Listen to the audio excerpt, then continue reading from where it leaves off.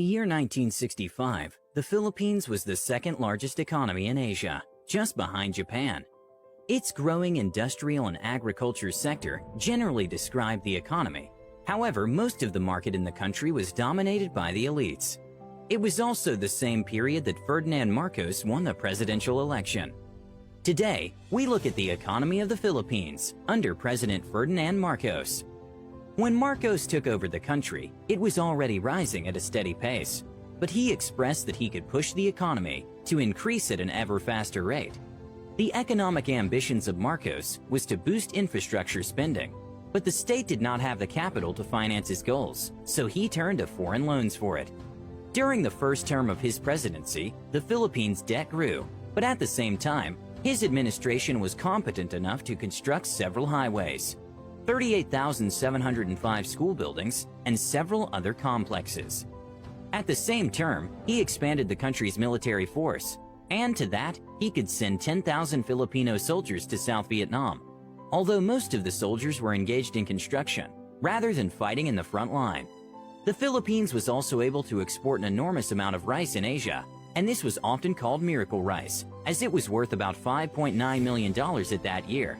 When adjusted for inflation in 2020, it would be worth around $43 million. Come 1969, his second re-election, he announced $50 million worth of infrastructure, which funded 11 major projects around the region.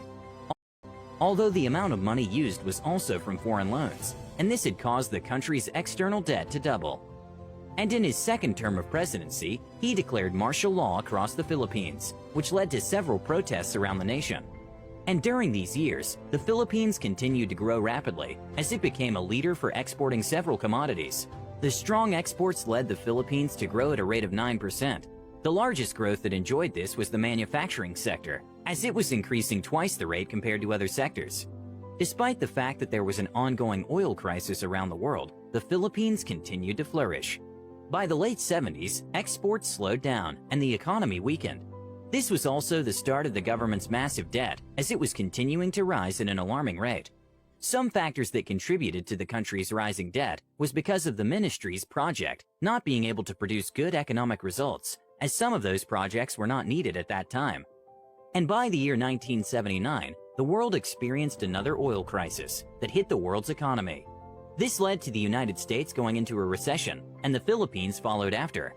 And by 1982, the country had an enormous debt worth $24.4 billion. The last remaining years of his term, the state went into its worst recession in the history of the Philippines, where its economy contracted at an estimate of 7.3% in 2 years.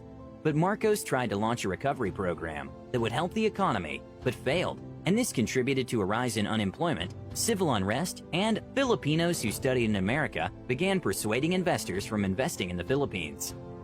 In conclusion, despite the country experiencing a rising debt, the economy rose during the martial law, where the GDP of the Philippines quadrupled from $8 billion to $32.4 billion in just 8 years. A lot of factors led to the rise of the economy, and even the name of the president is known in Asia, even until today.